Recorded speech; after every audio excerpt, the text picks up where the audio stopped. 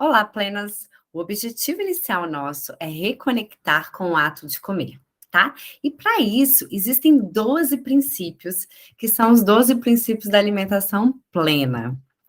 O primeiro princípio da alimentação plena é faça os alimentos in natura ou minimamente processados a base da alimentação. Alimentos in natura são alimentos adquiridos diretamente das plantas ou dos animais sem passar por nenhum processo desde que saíram da natureza. Então, são exemplos de alimentos in natura: as frutas, as hortaliças, os tubérculos e os ovos, por exemplo.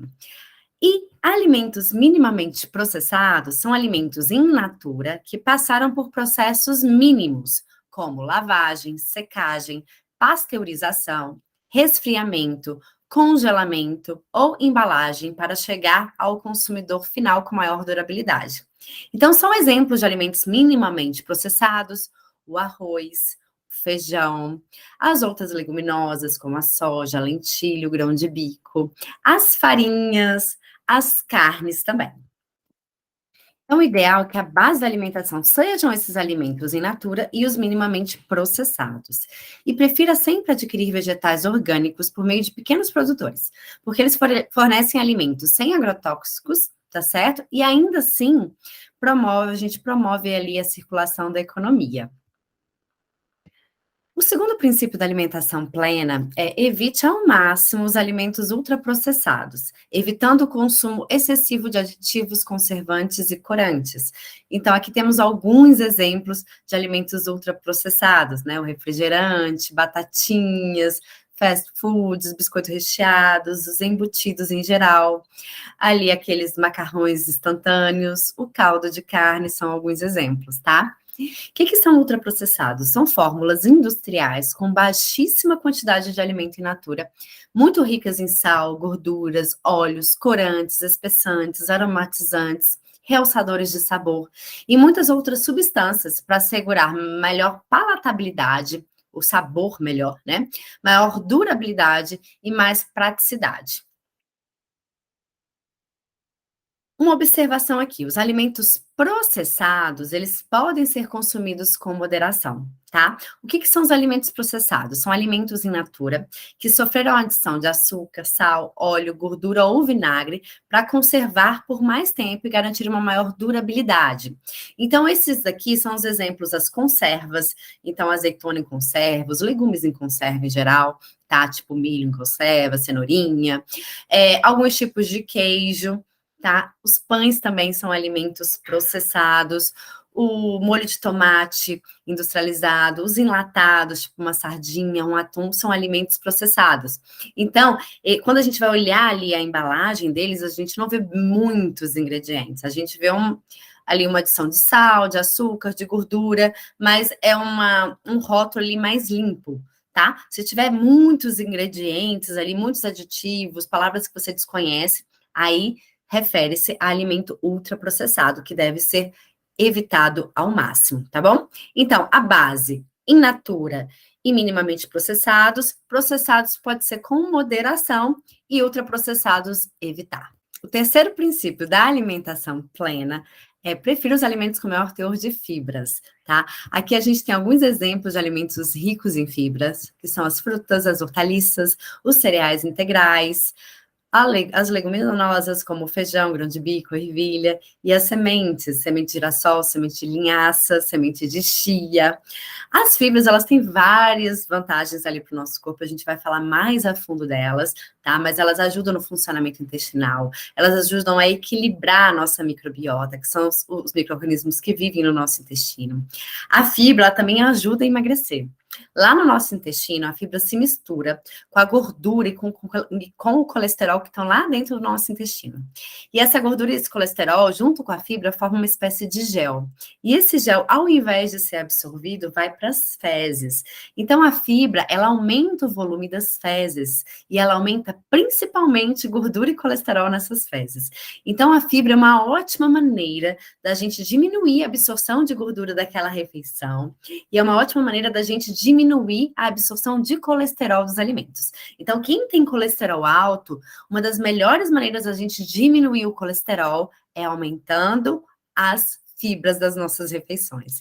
E outra dica interessante é sempre que você for comer uma gordurinha a mais, coloque uma fonte de fibra junto, justamente porque a fibra vai diminuir que você absorva toda aquela gordura e aquele colesterol daquela refeição.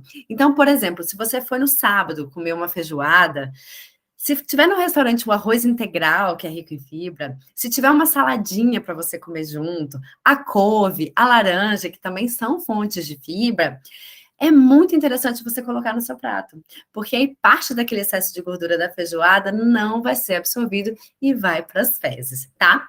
A fibra também ajuda a diminuir o pico glicêmico do açúcar, tá? Então, quando a gente vai consumir alguma fonte também rica em açúcar, é interessante a gente aumentar a fibra, porque vai evitar que a nossa glicose no sangue suba muito rapidamente, e essa glicose subindo mais lentamente é interessante tanto para evitar uma resistência à insulina e um diabetes, mas também para evitar que todo aquele açúcar seja depositado como gordura, tá bom? Então a fibra, ela é muito interessante, tanto para melhorar a questão da gordura, diminuir a absorção da gordura, como para diminuir o índice glicêmico, a carga glicêmica daquela refeição, fazer com que o açúcar entre mais lentamente na nossa corrente sanguínea. Tá certo? Então, lembre-se sempre, vai sair da dieta, vai comer uma coisinha a mais, se possível, acrescente ali alguma fonte de fibra junto, tá bom?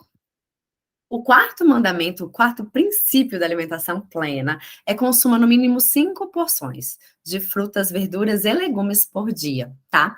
A Organização Mundial da Saúde recomenda o consumo de no mínimo 5 porções ou 400 gramas de frutas e hortaliças por dia. As frutas, verduras, legumes, eles fornecem fibras, vitaminas, minerais e compostos bioativos que são super importantes para o nosso metabolismo e a nossa saúde, tá? Quanto mais colorida a nossa alimentação, melhor. Então, consuma no mínimo 3 porções de verduras e legumes por dia, tá? De preferência, consuma tanto os vegetais A quanto os vegetais B, tá? O que é isso? Vegetais A, B e C, tá? Os vegetais A são as folhas, então os folhosos e o tomate são vegetais A. Então, exemplos de vegetais A: a selga, alface, brócolis, couve-flor, tudo que for folhinha e flor é vegetal A, tá? Além disso, cebola e tomate é vegetal A. Os vegetais B são os legumes em geral. Então, abóbora, abobrinha, berinjela, beterraba, cenoura, chuchu, quiabo. Já os vegetais C são as raízes. Então, a batata baroa, batata doce, cará, inhame e mandioca são vegetais C, tá? Os vegetais C, eles têm uma maior densidade calórica, eles têm mais carboidrato. Então, a gente deve tomar um pouco mais de cuidado quando o objetivo é emagrecer com o consumo dessas raízes, tá? Não são proibidas, mas a gente não deve exagerar no consumo de raízes.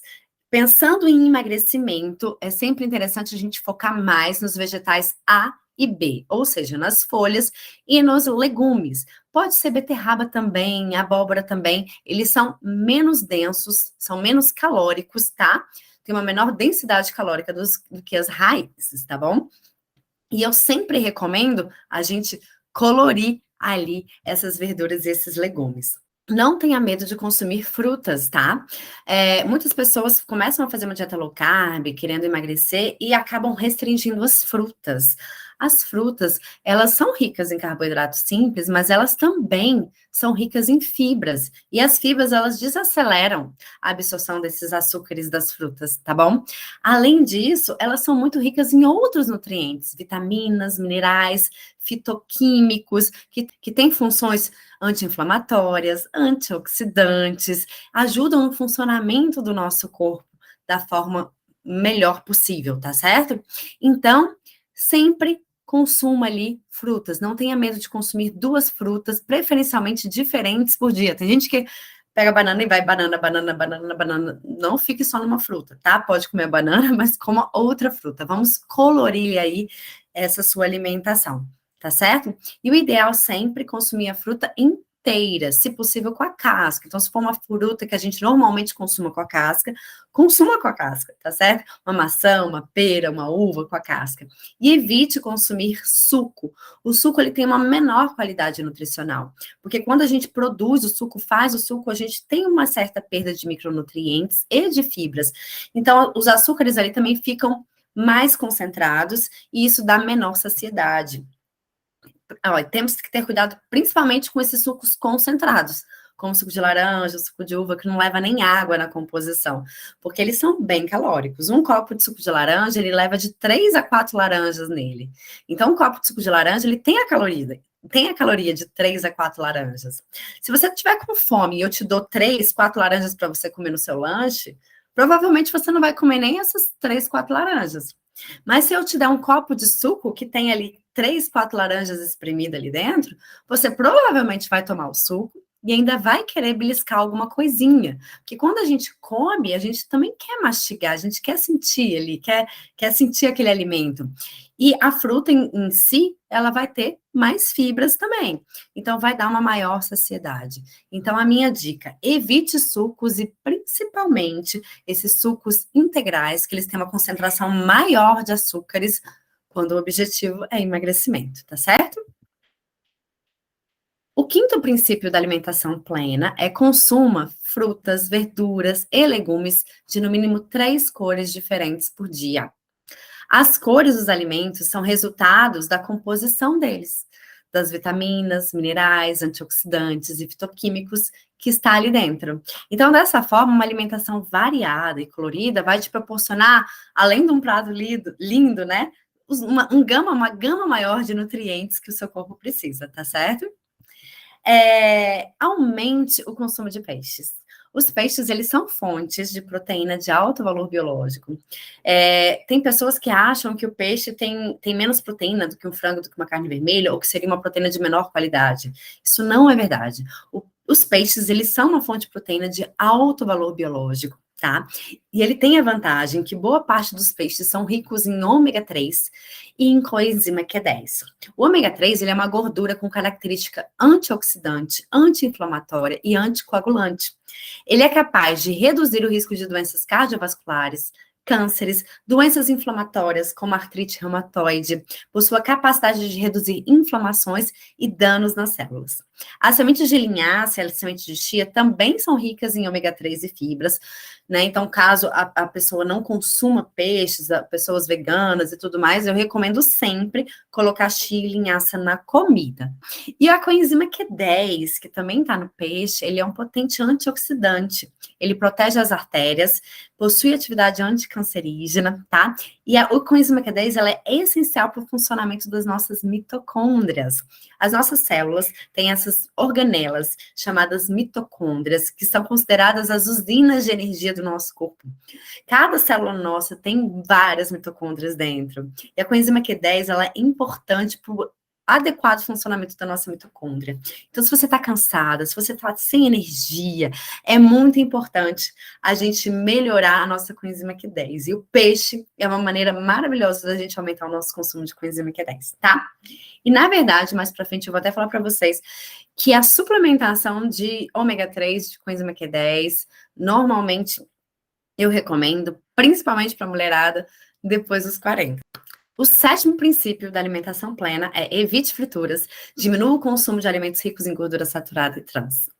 A gordura saturada, ela está presente nos alimentos de origem animal e são sólidas à temperatura ambiente. Então, toda gordura que for de origem animal e que for sólida à temperatura ambiente, tem ali gordura saturada. Então, a manteiga, por exemplo, que vem do leite e ela é sólida à temperatura ambiente, ela é rica em gordura saturada.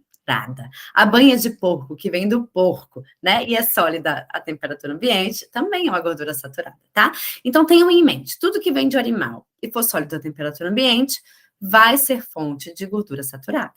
E qual é o problema da gordura saturada? A gordura saturada, ela é o oposto do ômega 3. Enquanto o ômega 3 tem uma característica anti-inflamatória, a gordura saturada, ela tem uma característica mais inflamatória. Ela aumenta a inflamação. O seu consumo, ele é relacionado ao aumento de colesterol e ao aumento de doenças cardíacas. tá? Então, nessa questão da dieta mais low carb e tudo mais, muitas vertentes começaram a falar, não, coma manteiga, coma banha, coma tocinho, coma carne gorda, né? Vem vangloriando essas gorduras ali saturadas. Mas a junção de gordura com carboidrato realmente ela é muito ruim para as nossas artérias, né? E para as doenças em geral, inflamações, tá? Mas, então, quando a gente tira o carboidrato numa dieta low carb, essas gorduras ficam um pouco menos perigosas, mas elas não deixam de ter essa característica inflamatória. Então, manteiga, banha, tocinho, carne gorda, leite integral, queijos gordos, os embutidos, devem ser evitados o seu consumo em excesso, tá bom? Para a gente diminuir a inflamação do corpo. E nós temos que ter em mente que a gordura nossa corporal, ela é uma região inflamada. A celulite é uma inflamação, a gordura visceral é uma inflamação. Então, quando estamos com excesso de gordura, a gente está com excesso de inflamação. Então, se a gente quer perder gordura, a gente também tem que diminuir a inflamação do nosso corpo. E evitar a gordura saturada é uma maneira da gente diminuir a inflamação do nosso corpo, tá? Então, evite frituras e evite o consumo de alimentos ricos em gordura saturada e gordura trans.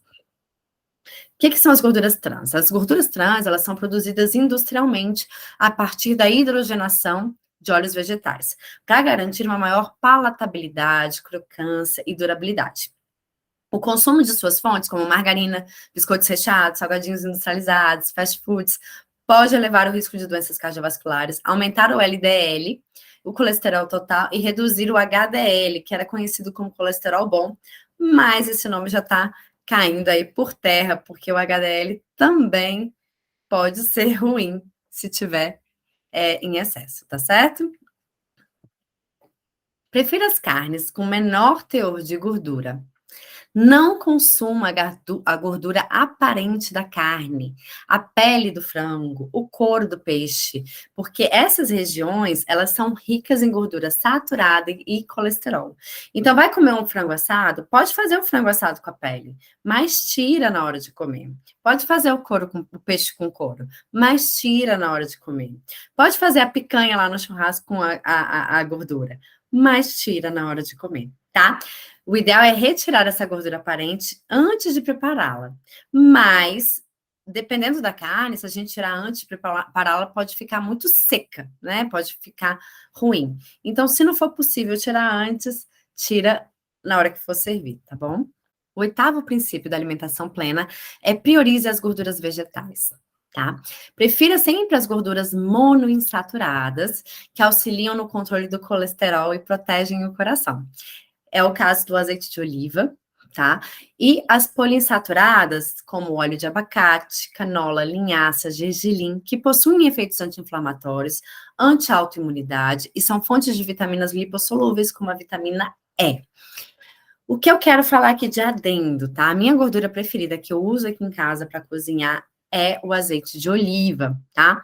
Posso usar o virgem ou o extra virgem. Muita gente tem medo de aquecer o azeite de oliva, achando que ele vai ficar pior do que a manteiga quando ele se aquece. Existem vários estudos mostrando que o azeite de oliva, ele consegue aguentar bem a temperatura, tá?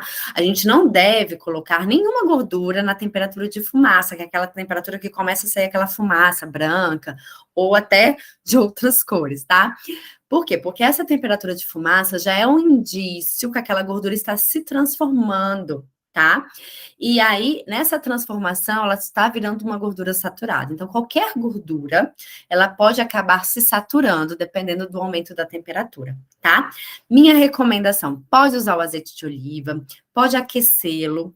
O ideal é não usar o fogo alto, tá? Usar um fogo ali leve, ou brando, ou moderado, tá certo? E os outros óleos vegetais, é sempre mais recomendado os não refinados, tá? Porque no processo de refinamento, a gente tem uma piora ali da qualidade desse óleo. Existem óleos mais caros, tipo óleo de abacate, óleo de linhaça, óleo de gergelim não refinado, tá?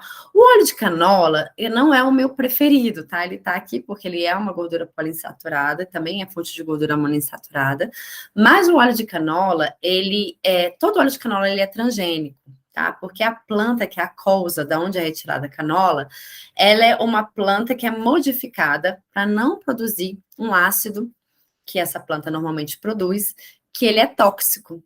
Então, a nossa canola, a canola é uma modificação genética. Então, eu sempre acho mais interessante a gente consumir os outros tipos de óleos não refinados, tá? Então, azeite de oliva, óleo de abacate, óleo de linhaça, óleo de gergelim não refinado são ótimas opções. O nono princípio da alimentação plena é diminuir a ingestão de açúcar, doces e farinhas refinadas, tá? Minha recomendação, não adoce bebida. Gente, não toma café com açúcar, não toma chá com açúcar, não toma suco com açúcar.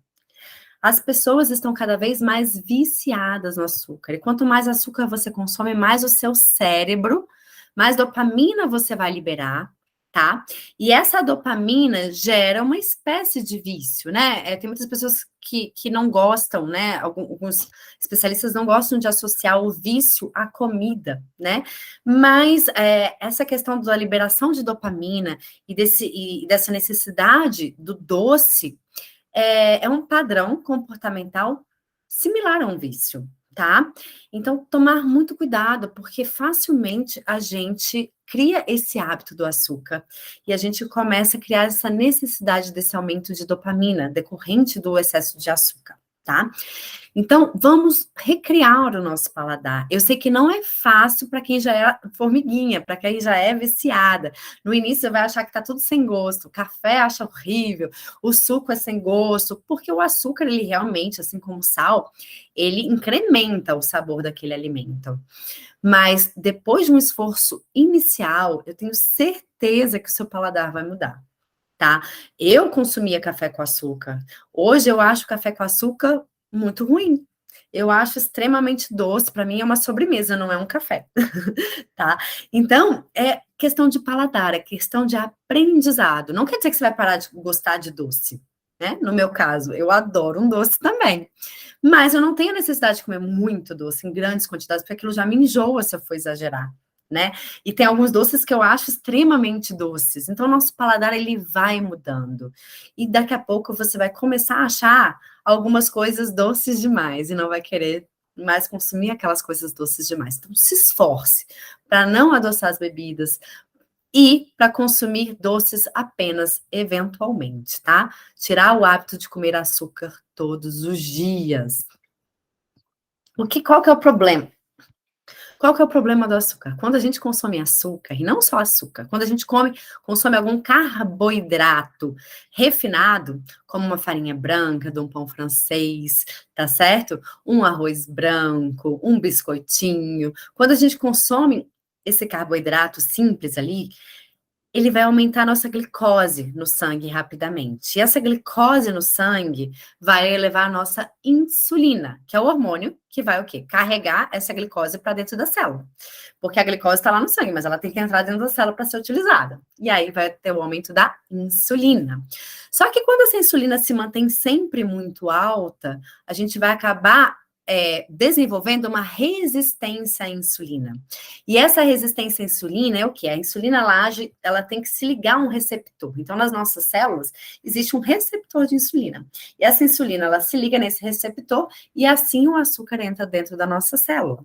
Só que se a insulina está sempre alta, porque o açúcar está sempre alto no sangue, esses receptores, eles começam a ficar pouco sensíveis. Então, eles começam a ficar resistentes à ação da insulina.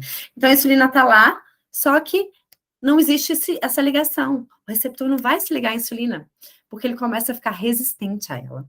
E aí vem o quê? O diabetes, porque o açúcar tá lá no sangue, mas ele não entra dentro da célula. Ele tá lá, o sangue tá doce, mas ele não tá chegando na célula. Então você tá comendo açúcar, você tá comendo carboidrato, mas você tá sem energia. Você não tem energia para nada. Além do diabetes, né? Também há um aumento dos triglicerídeos sanguíneos, esse excesso de açúcar. E esses triglicerídeos sanguíneos vão causar o quê? Uma dislipidemia, que pode causar o quê? Uma arteriosclerose, tá? Então, pode entupir ali a sua veia.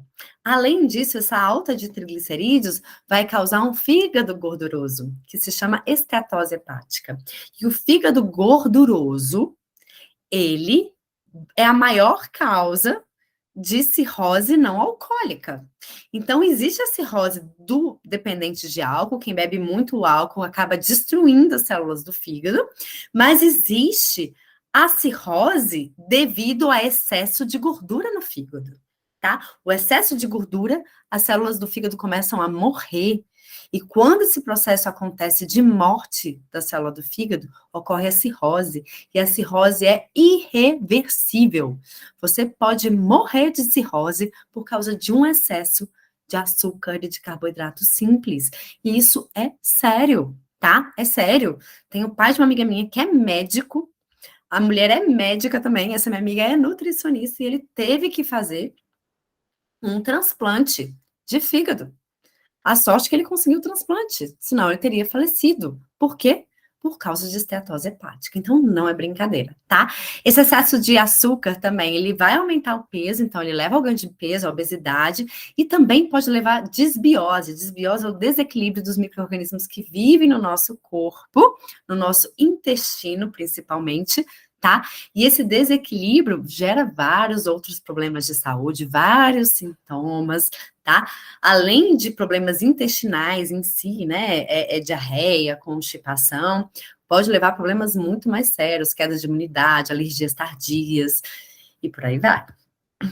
O 10º princípio da alimentação plena é beba água suficiente, tá? Então, beba a quantidade de água mínima recomendada. A ingestão de água pura diária recomendada é de no mínimo 35 ml por quilo de peso, tá? Então, você vai pegar o seu peso e multiplicar por 35. Então, no caso de uma mulher de 60 quilos, é 2.100 ml. Uma mulher de 70 quilos, mais ou menos 2,5 litros de água por dia. Se você fizer atividade física, pode acrescentar 500 ml de água por hora de exercício físico. Nosso corpo é 60% ou mais de água, tá? Isso vai depender o quê? Da nossa massa muscular, da nossa idade. O bebezinho, ele tem um percentual bem maior do que 60. É mais de 80% do bebezinho é água, tá? E aí, quando a gente vai envelhecendo, esse percentual também vai diminuindo, tá bom? Com o envelhecimento. Mas, em geral, o nosso corpo é composto por pelo menos 60% de água. Então, a água, ela é essencial para a nossa sobrevivência. Ela é fundamental para tudo que acontece no nosso corpo. Para a gente digerir os alimentos, para a gente absorver os alimentos, para a gente excretar as toxinas, para a gente transportar os nutrientes. Gente, os nutrientes, eles são transportados no sangue. O sangue é o quê? É água. A maior parte dele é água. Então, se a gente estiver desidratada, os nutrientes não vão chegar onde eles têm que chegar. E se os nutrientes não chegam onde eles têm que chegar, as células começam a morrer. Os órgãos começam a falhar. As nossas funções começam a falhar. A gente começa a ficar sem energia, a gente começa a ter dor de cabeça, a gente começa a ficar cansada. Água é essencial para a saúde, tá? Ajuda na regulação da nossa temperatura corporal, para manter nossa temperatura ali na faixa dos 36 graus. Auxilia na eliminação das toxinas, então, para o nosso rim funcionar decentemente, para o nosso fígado funcionar decentemente, a gente precisa estar bem hidratada. Melhora o fluxo sanguíneo, ele é componente essencial para as células, atua sobre a pele e as mucosas. Quer estar com a pele bonita, quer estar com o cabelo bonito? Água, água. E auxilia no funcionamento do intestino. Restringe o consumo de álcool e café, tá? A minha recomendação é não passar de 200 ml de café por dia, tá? O café, ele é considerado um alimento saudável se ele for tomado em quantidade adequada, quantidade moderada, habitual, e cada pessoa deve buscar a sua quantidade diária, tá?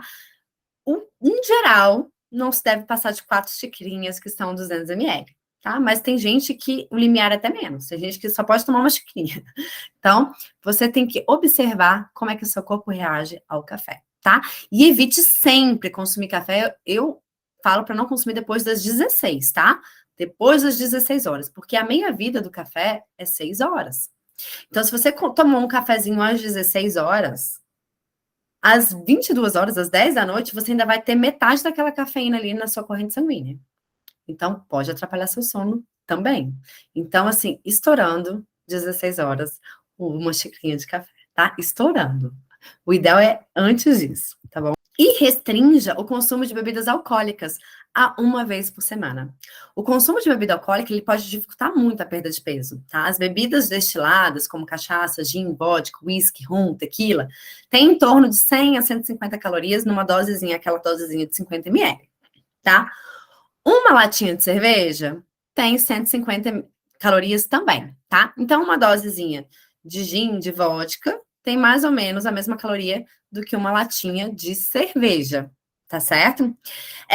O ideal é você escolher o que você gosta mais ou o que você bebe menos, né? Às vezes até melhor aquele, assim, aquele que você bebe 1, 2 doses já tá bom. Porque tem gente que se for beber cerveja, toma 6, toma 8, toma 10, mas não consegue tomar a mesma quantidade se for de gin, se for de vodka. Então, observa, muitas vezes é interessante, sim, trocar a cervejinha por uma bebida em menor quantidade ali, um gin, uma vodka, um whisky, ou um vinhozinho também, tá? Uma taça de vinho também tem em torno de 100 a 150 calorias, tá bom? As calorias dos drinks vão variar de acordo com a dose, com o teor de açúcar e com o álcool da composição. O ideal sempre, se for tomar bebidas alcoólicas, é escolher as que não tenham açúcar e consumir com moderação e no máximo 1 vez por semana. E o 12º passo é pratique o comer consciente. Sempre que for comer, procure um ambiente agradável, calmo, elimine as distrações para você se conectar com a sua comida. Envolva todos os seus sentidos para degustar a refeição.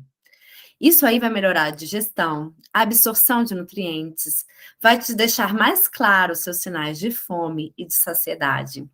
E além disso, te dá mais consciência das situações e sentimentos que podem estar te impulsionando a comer. Muitas vezes não estamos indo comer porque a gente está com fome, fome física. Muitas vezes você está indo comer porque você está com tédio, está lá sem fazer nada, não tem nada para fazer. Então, o tédio pode te fazer comer. A tristeza pode te fazer comer. A ansiedade pode te fazer comer. O estresse pode te fazer comer.